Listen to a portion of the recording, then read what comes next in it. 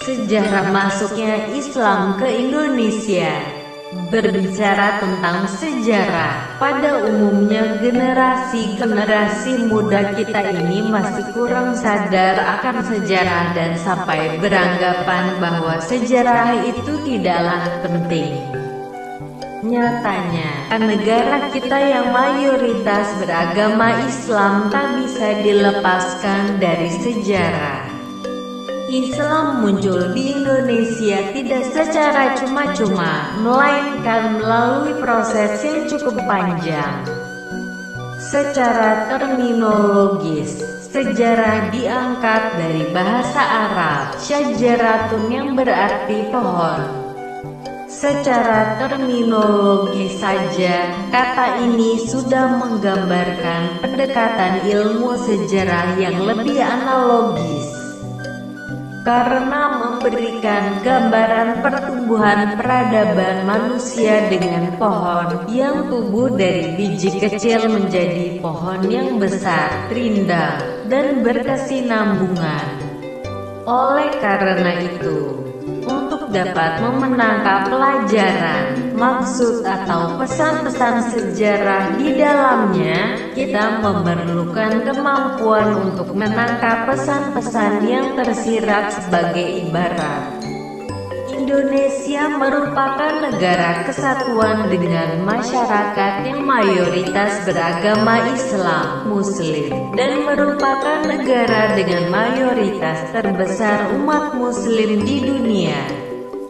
Berdasarkan data dari sensus penduduk pada tahun 2010 menunjukkan bahwa 87,18% atau 207 juta jiwa dari total 238 juta jiwa penduduk Indonesia beragama Islam. Walaupun Islam adalah agama mayoritas, tetapi negara kita ini tidak berasaskan Islam.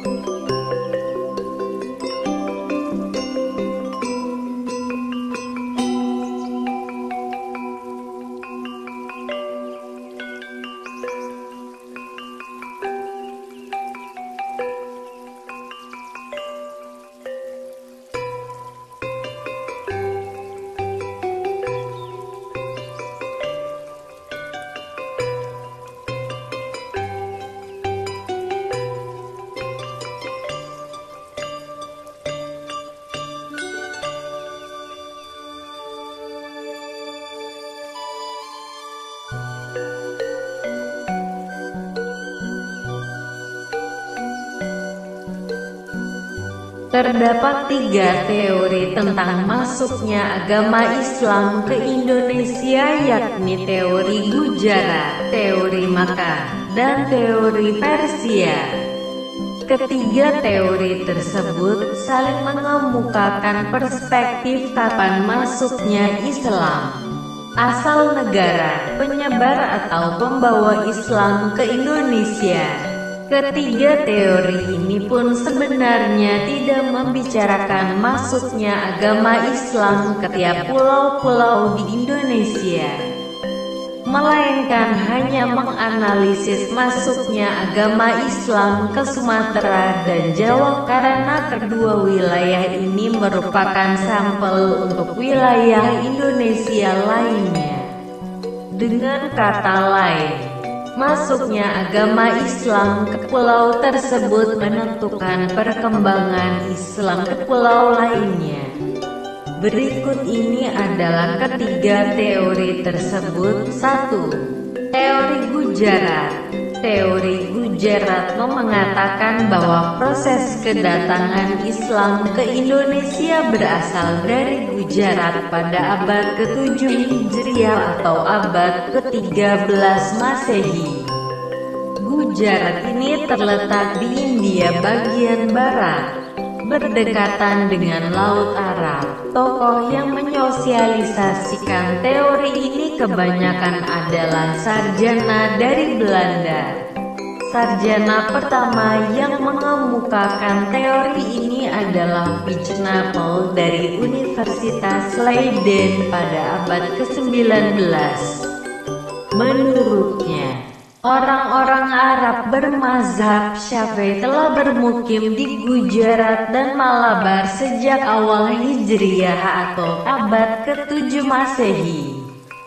Namun yang menyebarkan Islam ke Indonesia menurut Wijnapel bukanlah dari orang Arab langsung, melainkan pedagang Gujarat yang telah memeluk Islam dan berdagang ke dunia timur, termasuk Indonesia. Dalam perkembangan selanjutnya, teori Wijnapel ini diamini dan disebarkan oleh seorang orientalis terkemuka Belanda, Snel Kerkrane. Menurutnya, Islam telah lebih dulu berkembang di kota-kota pelabuhan anak benua India. Orang-orang Gujarat telah lebih awal membuka hubungan dagang dengan Indonesia dibanding dengan pedagang Arab. Kedatangan orang Arab terjadi pada masa berikutnya. Orang-orang Arab yang datang ini kebanyakan adalah keturunan Nabi Muhammad yang menggunakan gelar Sayyid atau Syarif di depan namanya. Teori Gujarat kemudian juga dikembangkan oleh Mokweta 1912 yang memberikan argumentasi dengan batu nisan Sultan Malik al-Saleh yang wafat pada tanggal 17 Zulhijjah 831 Hijriah atau 1297 Masehi di Pasai, Aceh. Menurutnya, batu nisan di Pasai dan makam Maulana Malik Ibrahim yang wafat tahun 1419 di Gresik, Jawa Timur, memiliki bentuk yang sama dengan nisan yang terdapat di Kambai, Gujarat. Mokweta akhirnya berkesimpulan bahwa batu nisan tersebut diimpor dari Gujarat, atau setidaknya dibuat oleh orang Gujarat atau orang Indonesia yang telah belajar kaligrafi khas Gujarat. Alasan lainnya adalah kesamaan mazhab Syafi'i yang dianut masyarakat Muslim di Gujarat dan Indonesia. Dalam perkembangannya, teori Gujarat dibantah oleh banyak ahli. Bukti-bukti yang lebih akurat seperti berita dari Arab, Persia, Turki, dan Indonesia memperkuat keterangan bahwa Islam masuk di Indonesia bukan dibawa pedagang Gujarat. Sejarawan Asyumardi Azra menjelaskan bahwa Gujarat dan kota-kota di anak benua India hanya tempat persinggahan bagi pedagang Arab sebelum melanjutkan perjalanan ke Asia Tenggara dan Asia Timur.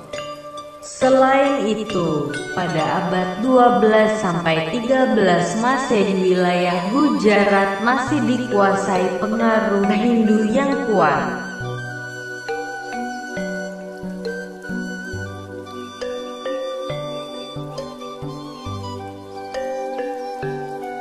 Dari berbagai argumen teori Gujarat yang dikemukakan oleh beberapa sejarawan, ahli antropologi, dan ahli ilmu politik, analisis mereka terlihat Hindu-sentris. Karena beranggapan bahwa seluruh perubahan sosial, politik, ekonomi, budaya, dan agama di Indonesia tidak mungkin terlepas dari pengaruh India.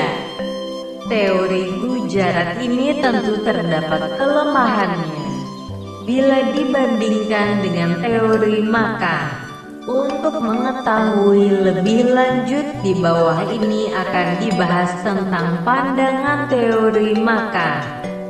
2. Teori Makkah. Teori Makkah mengatakan bahwa proses masuknya Islam ke Indonesia adalah langsung dari Makkah atau Arab. Proses ini berlangsung pada abad pertama Hijriah atau abad ke-7 Masehi. Tokoh yang memperkenalkan teori ini adalah Haji Abdul Karim Abdullah atau Hamka, salah seorang ulama sekaligus sastrawan Indonesia. Hamka mengemukakan pendapatnya ini pada tahun 1958. Saat orasi yang disampaikan pada Dais Natalis Perguruan Tinggi Islam Negeri di Yogyakarta, ia menolak seluruh anggapan para sarjana Barat yang mengemukakan bahwa Islam datang ke Indonesia tidak langsung dari Arab. Bahan argumentasi yang dijadikan bahan rujukan Hamka adalah sumber lokal Indonesia dan sumber Arab. Menurutnya, motivasi awal kedatangan orang Arab tidak dilandasi oleh nilai-nilai ekonomi, melainkan didorong oleh motivasi spirit penyebaran agama Islam. Dalam pandangan Hamka, jalur perdagangan antara Indonesia dengan Arab telah berlangsung jauh sebelum Tarik Masehi. Dalam hal ini, teori Hamka merupakan sanggahan terhadap teori Gujarat yang banyak kelemahan. Ia malah curiga terhadap prasangka-prasangka penulis orientalis Barat yang cenderung memojokkan Islam di Indonesia. Penulis Barat, kata Hamka, melakukan upaya yang sangat sistematik untuk menghilangkan keyakinan negeri-negeri Melayu tentang hubungan rohani yang mesra antara mereka dengan tanah Arab sebagai sumber utama Islam di Indonesia. Dalam menimba ilmu agama, dalam pandangan Hamka, orang-orang Islam di Indonesia mendapatkan Islam dari orang-orang pertama, yaitu orang Arab, bukan dari hanya sekadar perdagangan.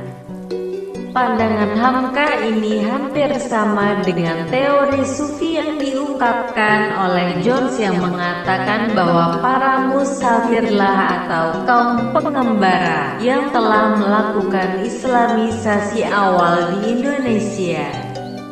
Kaum Sufi biasanya mengembara dari satu tempat ke tempat lainnya untuk mendirikan kumpulan atau perguruan tarekat. Terdapat fakta menarik dalam hal pelayaran bangsa Arab yang ditulis oleh Arnold.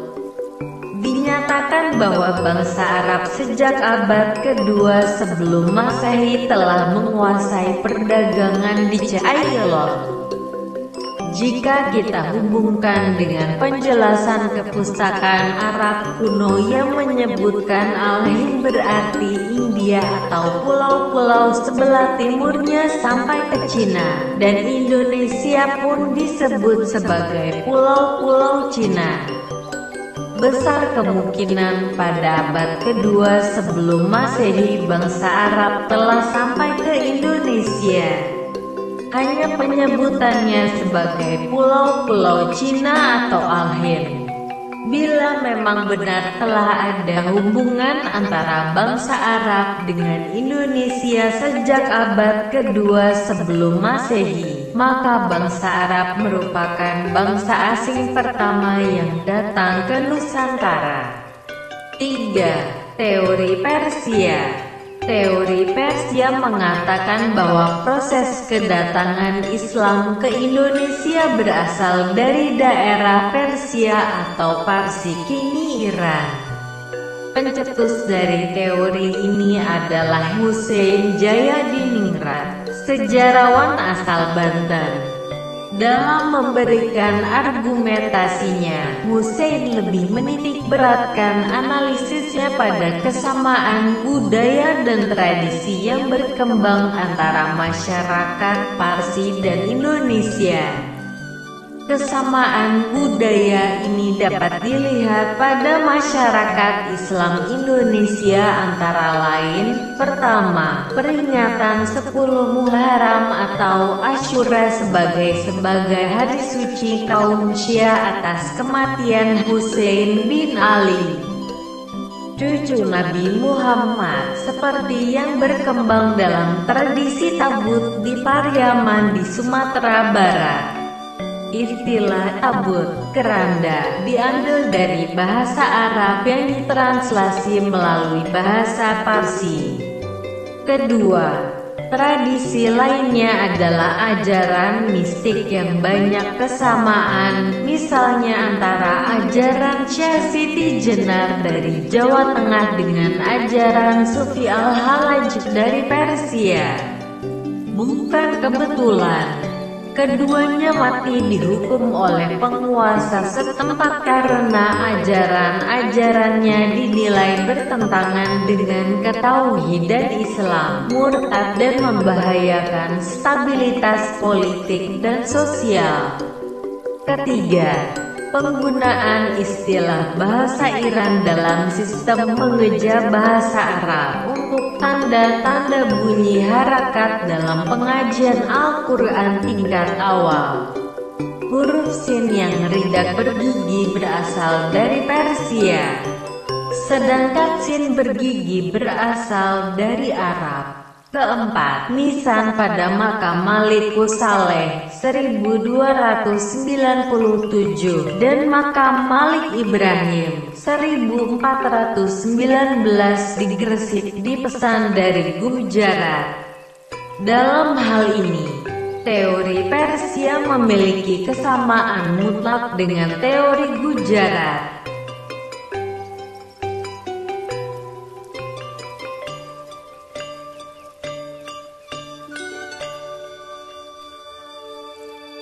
Kelima, alasan lain yang dikemukakan Hussein yang sejalan dengan teori Mokweta, yaitu ada kesamaan seni kaligrafi pahat pada batu-batu nisan yang dipakai di kuburan Islam awal di Indonesia. Kesamaan lain adalah bahwa umat Islam Indonesia menganut mazhab Syafi'i, sama seperti kebanyak Muslim di Iran. Namun, teori ini sukar untuk diterima oleh Saifuddin Zuhri sebagai salah satu peserta seminar 1963. Alasan yang dikemukakannya adalah jika kita berpedoman kepada masuknya agama Islam ke Indonesia pada abad ke-7, hal ini berarti terjadi pada masa kekuasaan Khalifah Umayyah. Saat itu kepemimpinan Islam di bidang politik, ekonomi, dan kebudayaan berada di tangan bangsa Arab, sedangkan pusat pergerakan Islam berkisar di Makkah, Madinah, Damaskus, dan Baghdad. Jadi belum mungkin Persia menduduki kepemimpinan dunia Islam. Dari uraian di atas dapat kita lihat perbedaan dan persamaan ketiga teori Gujarat, Makkah, dan Persia sebagai berikut. Antara teori Gujarat dan Persia terdapat kesamaan pandangan mengenai masuknya agama Islam ke Indonesia yang berasal dari Gujarat. Perbedaannya terletak pada teori Gujarat yang melihat ajaran agama Islam mempunyai kesamaan ajaran dengan mistik di India. Sedangkan teori Persia memandang adanya kesamaan ajaran Sufi di Indonesia dengan di Persia. Gujarat dipandangnya sebagai daerah yang dipengaruhi oleh Persia dan menjadi tempat singgah ajaran Syiah ke Indonesia. Dalam hal memandang Gujarat sebagai tempat singgah bukan pusat, sependapat dengan teori Makkah. Tetapi teori Makkah memandang Gujarat sebagai tempat singgah perjalanan perdagangan laut antara Indonesia dengan Timur Tengah, sedangkan ajaran Islam diambilnya dari Makkah atau dari Mesir. Walaupun dari ketiga teori ini tidak dapat titik temu, namun mempunyai persamaan pandangan, yakni Islam sebagai agama yang dikembangkan di Indonesia melalui jalan damai.